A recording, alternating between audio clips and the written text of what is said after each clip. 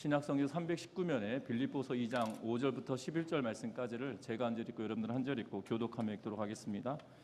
앞에 자막 준비되어 있으니까요. 참고하시면서 같이 교독하였으면 합니다. 너희 안에 이 마음을 품으라. 곧 그리스도 예수의 마음이니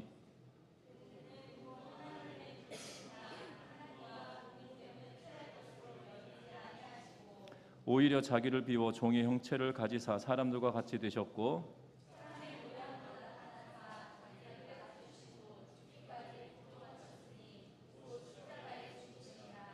이러므로 하나님이 그를 지극히 높여 모든 이름 위에 뛰어난 이름을 주사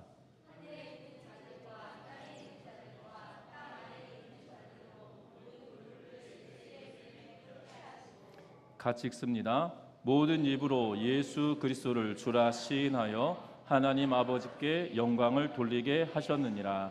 아멘. 우리 좌우에 계신 분과 인사 나누고 말씀 나눴으면 하는데요. 메리 크리스마스.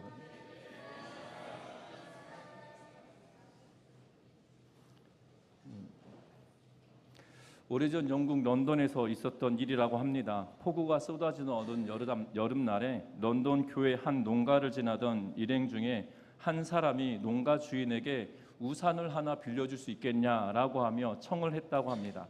지나가던 사람이 우산을 빌려달라고 하니 안 빌려줄 수는 없고 해서 자기가 쓰던 우산 중에 버리기 직전에 우산을 하나 내어주었다고 합니다. 그들은 자기들의 주인인 한 여인에게 그 우산을 씌워주고 거기를 떠났다고 합니다. 며칠 후 어떤 사람이 아주 예쁘게 포장된 이 물건과 편지를 함께 그에게 주었는데 그 포장된 물건을 열어보니 자신이 내어주었던 우산이 그 속에 있었다는 거죠. 그리고 그 편지는 뭐라고 쓰여져 있었냐면 정말 감사했습니다 라고 정중한 인사와 함께 함께 우산을 빌렸던 여인의 사인이 쓰여져 있었다고 합니다. 그런데 그 사인의 이름을 보니 여왕 엘리자베스라고 쓰여져 있었다는 거예요. 농부는 가슴을 치며 후회했다고 합니다. 만약 정성을 다해서 그분을 영접했다라면 그분에게 자신이 가지고 있었던 가장 좋은 우산을 드렸었다라면 이라고 하며 후회를 했다고 하죠. 오래전 영국 런던의 교회에 있던 허름한 농가에서 벌어진 일이지만 현실을 살고 있는 우리들도 똑같을 것 같습니다. 분명한 것은 예수께서 이 땅에 오실 때 대접받지 못한 모습으로 이 땅에 오셨고 그리고 죽으실 때도 대접받지 못한 모습으로 죽으셨고 현실을 살아가는 우리들에게도 예수님은 대접받지 못하는 존재처럼 여겨지는 시대를 우리가 살고 있다는 거죠. 특별히 성탄절이 되어지면 화려하고 또한 행복이 넘치는 그러한 시절을 보내게 됩니다. 특별히 이 성탄절이 연말이 되어지고 그리고 연초를 이어지는 그러한 이 절기상의 문제이기도 하겠지만 그리고 수많은 사람들이 이 화려한 장식을 하고 또 빛으로 또한 장식을 하기 때문에 기쁜 날이고 화려한 날인 것처럼 보여지지만 실제 주인공이신 예수님에게 있어서만큼은 초라하고 남루해질 수밖에 없는 그러한 상황이죠. 그분에게 성탄은 화려함이 아니라 어찌 보면 예수님의 입장에서 보면 비참함이고 그리고 영광보다는 고통의 순간이었다라는 사실들을 우리는 기억해야 할 것입니다. 그래서 이번 성탄절 말씀을 나눌 때 예수님의 입장에서 이 성탄절을 바라본다라면 이 성탄절은 어떤 의미를 가지고 있는지 한번 살펴보셨으면 하는데요. 그래서 빌립보서 2장 5절부터 11절 말씀은 예수님께서 이 땅에 오심을 바울 사도가 빌립보 교회 성도들에게 하는 이야기를 통해서 우리에게 알려지고 있다는 겁니다. 그래서 이 내용들을 살펴보면서 예수께서 이러한 모습으로 우리에게 오셨기에 그 예수 그리스도를 다시 한번 기억하고 생각하는 은혜가 있으시기를 바랍니다. 먼저는 5절 말씀을 같이 한번 읽어보겠습니다. 5절의 말씀을 같이 읽습니다. 너희 안에 이 마음을 품으라. 곧 그리스도 예수의 마음이니. 아멘. 너희 안에 이 마음을 품으라 라고 말씀하고 있습니다. 이 마음은 다른 것이 아니라 그 앞에 기록되어져 있는 1절부터 4절까지의 말씀이 바로 이 마음에 관한 이야기일 것입니다.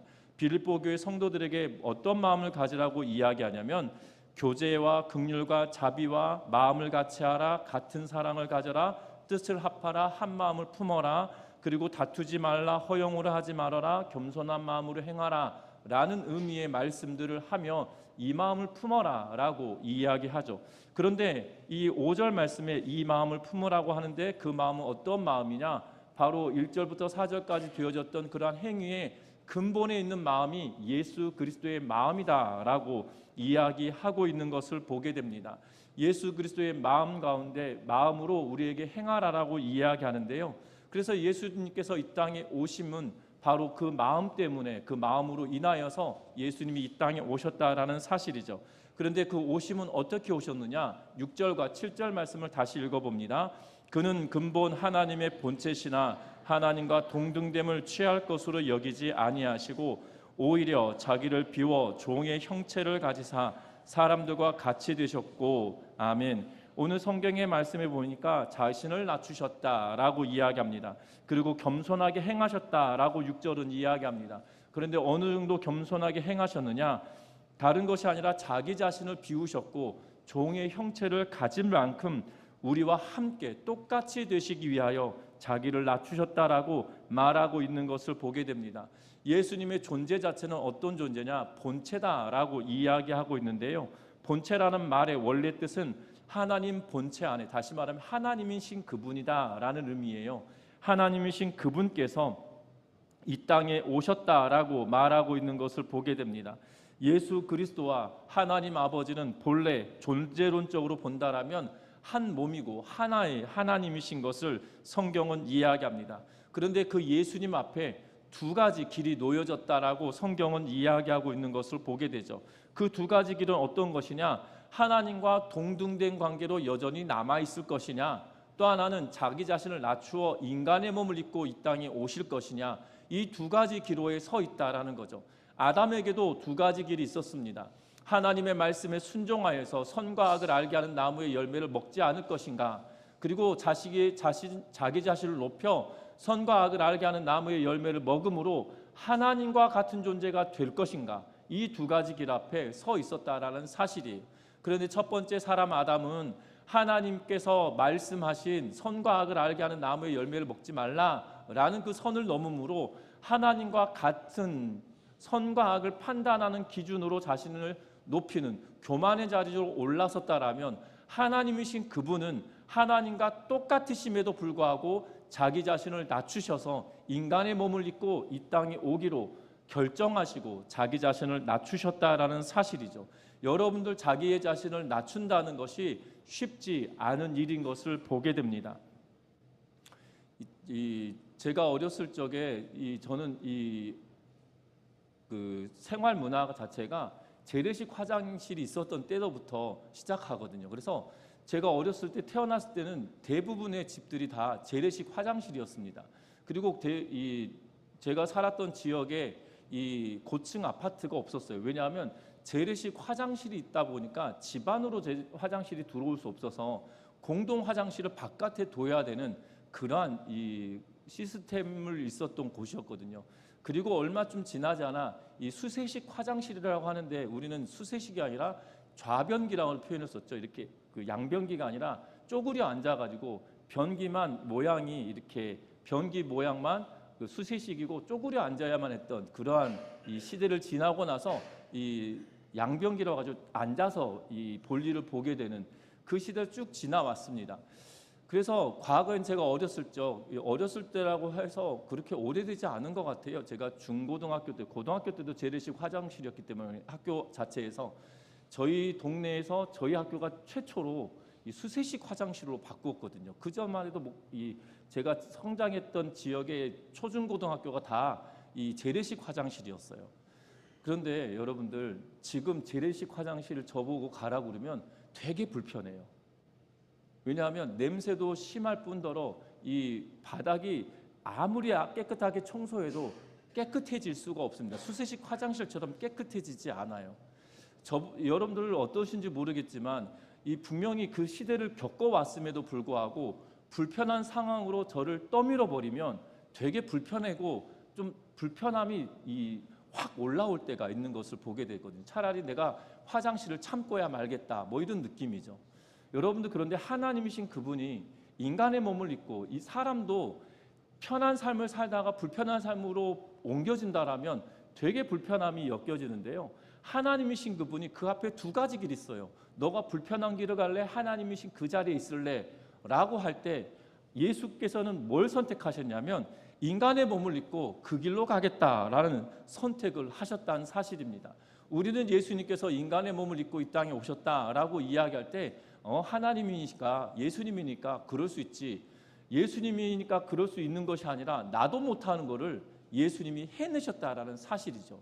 여러분들, 그 하나님이신 그분이 인간의 몸을 입고 이 땅에 오신다는 자체가 불가능한 일임에도 불구하고 그 불가능한 일을 감내하셨다라는 사실입니다.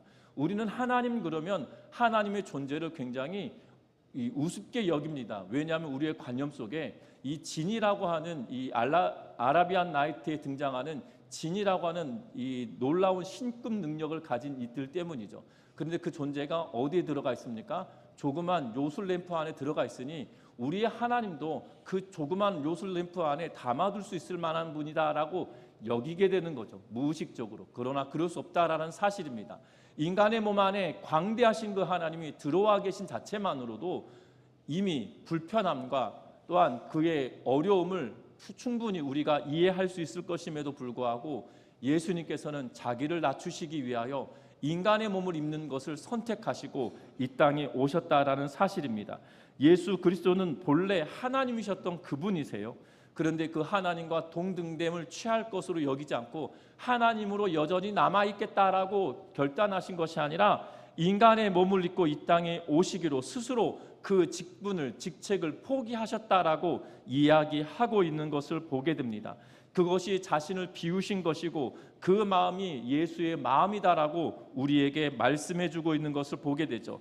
자신을 비웠다는 것은 포기했다는 것이 아니라 원래 가지고 있던 그 본질을, 신적인 본질 자체를 내려놓으셨다는 거예요. 뭘 비웠다는 것은 자기의 권리를 포기했다는 의미가 아니라 자기 자신 자체를 포기했다라는 의미를 가지고 있는 것을 보게 됩니다. 하나님이셨던 그분이 그 본체를 포기하시고 자기가 취하지 못할 만한 인간의 몸을 취하셔서 이 땅에 오셨습니다. 그래서 성경은 뭐라고 번역하고 있냐면 종의 형체다라고 표현하고 있는 것을 보게 되죠.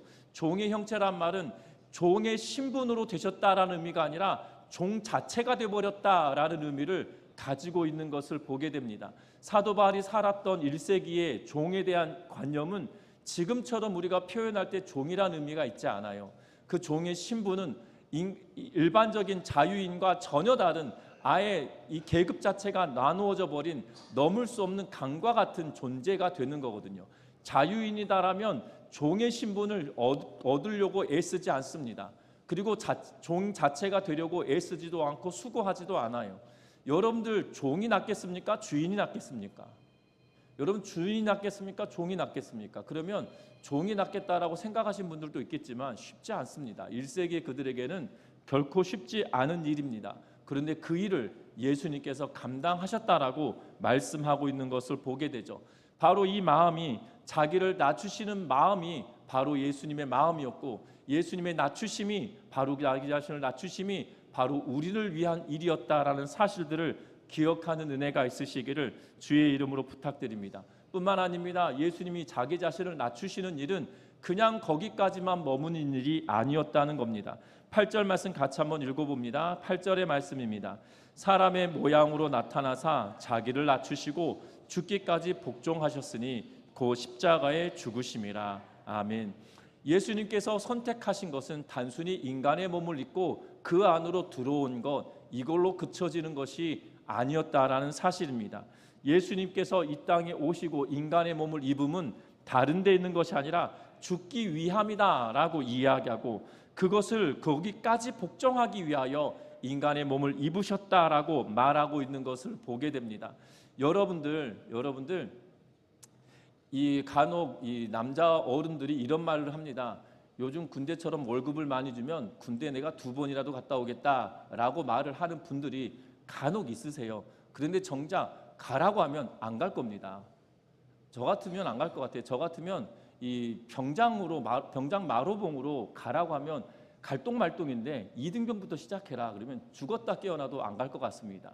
아무리 월급을 많이 준들, 아무리 환경이 좋아졌던들, 저희가 군생활 할 때만 하더라도 내무반 안에 20명 넘게 같이 생활해야 됐기 때문에 얼차례도 있고 매도 맞고 했던 시절이 있었지만 지금은 그렇지 않은 것 같아요.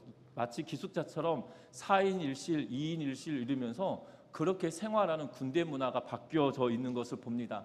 그렇다고 해서 군대 다시 갈래? 라고 한다면 저는 안 갈 것 같아요. 간혹 두 번 가려고 한다면 이 병장 마로봉, 왜냐하면 내일 전역할 수 있는 그 시점으로 돌아간다면 한 번 가볼까라고 생각을 할 것 같습니다. 이등병 절대로 죽었다 깨어나도 못 갈 것 같아요. 그런데 예수님은 뭐라고 이야기하시면 인간의 몸을 입어라. 그런데 그 끝이 어디냐면 죽는 자리다라는 거예요. 어디서 죽느냐? 십자가의 죽음이다라고 이야기합니다. 분명한 것은 예수님이 십자가의 의미를 몰랐을까요? 당시 로마 시대를 살고 있었던 사람들에게 있어서 십자가의 죽음은 가장 치욕적인 죽음입니다. 가장 극악한 죄인을 형벌할 때 쓰는 방식이 바로 십자가에 매어 달리는 일이었거든요. 여러분들 그 자리를 예수님께서 모르셨을까요? 예수님께서 그렇게 죽으실 것을 모르셨을까요? 성경은 곳곳에서 예수께서 어떻게 죽으실 것인지에 대하여 이야기합니다. 모세가 예수님을 상징할 때 특별히 모세의 행적 가운데 예수님의 상징은 어디에 드러나냐면 불뱀으로 말미암아 죽을 것이었던 사람들이 하나님께서 모세에게 놋뱀을 만들어 나무에 매달아라 라고 이야기하며 놋뱀을 만들어서 나무에 매달았을 때 그것을 보면 그들이 사함받고 죽을 고비를 넘기며 회복되었던 것을 이야기합니다. 민수기는 그것을 명확하게 기록하고 있는데 그것이 예수님을 상징한다라고 이야기합니다. 다시 말하면 예수님은 나무에 매어 달리실 것을 이미 약속받았고 그것이 무엇인지 아는 분이셨음에도 불구하고 그 십자가에 나무에 매어 달리기 위하여 이 땅에 오셨다라는 사실이죠. 죽음도 아름답고 화려하게 영웅처럼 죽은 것이 아니라 로마 시대의 가장 극악무도한 죄인의 신분으로 죽을 수밖에 없는 그 자리로 알고 들어가는 상황이었음을 말하고 있다는 거죠. 여러분들 앞에서도 말씀드렸다시피 이등병으로 다시 군대 갔다 올래? 월급 100만 원 넘게 준다더라 라고 한다고 해도 절대로 안 갈 자리거든요. 여러분 그런데 예수님은 그 자리를 알고 그 자리를 불구덩이로 뛰어들어가듯이 들어가고 있는 모습을 보게 됩니다. 단순히 십자가는 고통을 상징하는 것이 아니라 가장 극악무도한 죄인의 신분으로 그가 죽을 수밖에 없고 모든 인간의 저주와 모든 인간의 수치의 상징인 십자가를 짐을 이야기하고 있는 모습을 보게 된다는 거예요. 여러분들이 그 자리로 가라고 한다면 섣불리 갈 만한 분들이 계실까요? 저는 못 갈 것 같습니다. 아무리 내가 사랑하는 것들이 있다 할지라도 내가 세상에 가장 저주스럽고 가장 수치스러운 그 자리로 가야 된다고 한다면 아무리 사랑한다는 마음이 커도 그 자리에 가기가 쉽지 않을 것 같습니다. 그럼에도 불구하고 예수님은 그 자리로 내려가셨다는 거죠. 죽기까지 복종하셨다라고 이야기하고 있는 그러한 모습을 보게 됩니다. 저와 여러분들 우리가 성탄절을 지내고 보낼 때에 예수님이 단순히 인간의 몸을 입으셨다 그리고 인간의 몸으로 태어나셨다 이야기할 때 예수님은 그럴 수 있어가 아니라 그럴 수 없는 그 자리로 그 원대하고 광대하신 그 하나님이 친히 오셨다라는 사건을 말하고 있다는 걸 기억하면서 이 성탄절이 단순히 우리의 즐거움이 아니라 그 하나님이신 그분이 나를 사랑하셔서 그 자리에까지 친히 오신 사건이다라고 고백하며 그 하나님을 놀랍게 여기며 그 하나님을 찬양하는 우리의 삶이 되시기를 주의 이름으로 부탁드립니다. 예수님께서 이 땅에 오심도 십자가의 죽으심도 모두 나를 위하여 이 땅에 오셨다라는 사실이죠. 예수님의 성탄절은 우리에게 화려하게 보이지만 화려함이 아니라 고통의 시작이었고 고통의 출발점이었다는 사실입니다. 그 하나님의 사랑 앞에 그 고통을 지기 위하여 그 고통을 스스로 감내하기 위하여 이 땅에 오신 첫걸음이었다라는 사실들을 주목하면서 저와 여러분들이 그 하나님의 사랑에 감격하며 살아내는 우리 모두의 삶이 되시기를 주의 이름으로 부탁드립니다. 뿐만 아닙니다. 오늘 예수 그리스도의 탄생은 그냥 단순히 매어 달리시기 위하여 순종의 자리로 또한 하나님과 동등됨을 취할 것으로 여기지 않고 종의 형체를 갖기 위하여 이 땅에 오신 분이시다라고 말씀을 나누었습니다. 그러나 거기에만 그치지 않습니다. 그 십자가의 죽으심이 다시 하나님의 자리로 나아가게 만들었다라는 사실이죠. 여러분들 우리가 이 땅의 삶을 살아갈 때 예수 믿고 그리스도인으로 삶을 산다라는 것이 때로는 추해 보이고 때로는 세상 사람들의 손가락질을 당하는 그러한 자리에 갈 수도 있습니다. 그러나 하나님은 예수께서 그 치욕적인 자리에 가서 그대로 두심이 아니라 오늘 성경 9절 이하 11절 말씀까지 무엇을 말하게 하고 있냐면 예수 그리스도를 다시 하나님의 자리로 회복시킴을 이야기하고 있는 것을 보게 되죠. 그래서 9절은 이렇게 말합니다. 이러므로 하나님이 그를 지극히 높여 모든 이름 위에 뛰어난 이름을 주셨다라고 이야기하고 있는 것을 보게 되죠. 저와 여러분들의 신앙의 여정에 믿음의 눈을 열고 믿음으로 나아갈 때 때로는 지치고 힘든 일들이 많이 있을 겁니다. 그러할 때마다 우리가 나아가야 될 길은 바로 그 예수님의 고통과 고난을 생각하고 죽기까지 복종하셨다는 사실들을 기억하며 말씀 앞에 순종하며 살아내는 우리 모두가 되어져서 이 고난의 끝에 영광이 함께 온다는 것을 기억하며 고난을 지나 영광을 경험하게 되었던 예수 그리스도의 발자취를 따라 우리가 신앙에서도 묵묵하게 살아내며 묵묵하게 견디며 나아가는 우리 전미중앙교회 모든 성도님들 되시기를 주의 이름으로 부탁드립니다. 말씀을 맺으려고 합니다. 성탄은 우리에게 어떻게 보면 축제의 날이고 기쁨의 날일 수 있습니다. 그러나 예수님에게 있어서만큼은 그날 자체가 기쁨의 날도 아니고 즐거움의 날도 아닙니다. 인간의 몸을 입어야 되는 날이었고 죽기까지 복종하는 시작점이었다라는 사실이죠. 나를 위해 고통의 자리로 내려오신 그 하나님의 놀라운 결단의 시간이었다라는 사실입니다. 그러하기에 저와 여러분들 그 하나님의 사랑이 얼마나 큰지 이 성탄절을 기점으로 다시 한번 생각해 보는 은혜가 있으시기를 주의 이름으로 부탁드립니다. 나를 사랑하셔서 가장 저주받는 자리로, 나를 사랑하셔서 세상에 가장 수치스러운 그 자리로 이 땅에 오셨다라는 사실이에요. 그러하기에 저와 여러분들이 믿음의 눈을 열고 그 하나님의 사랑을 온전하게 바라며 그 사랑에 감격하며 오늘 성탄절을 같이 보낼 수 있는 그러한 시간들 되어지시기를 주의 이름으로 부탁드립니다. 찬양하겠습니다.